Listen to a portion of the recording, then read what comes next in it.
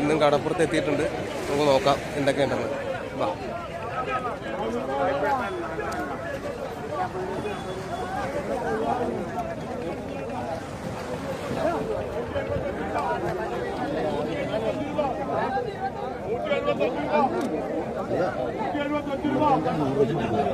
ആ 110 ആകുമ്പോഴേക്കും 105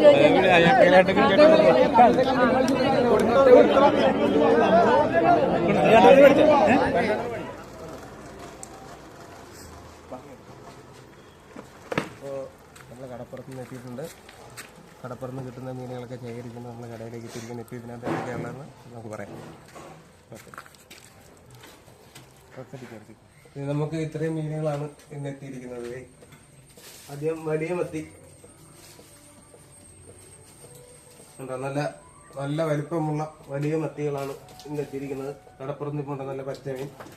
പിന്നെ നമുക്കുള്ളത് ഇടത്തരം മത്തിയാണ്. ഇത് ശരിക്കും ഇടത്തരം മത്തി എന്ന് പറയാൻ പറ്റില്ല, ഇതിന് നല്ല വലിപ്പമുണ്ട്. പിന്നെ നമുക്ക് കൊഴുവയാണ് കിട്ടിയിരിക്കുന്നത്.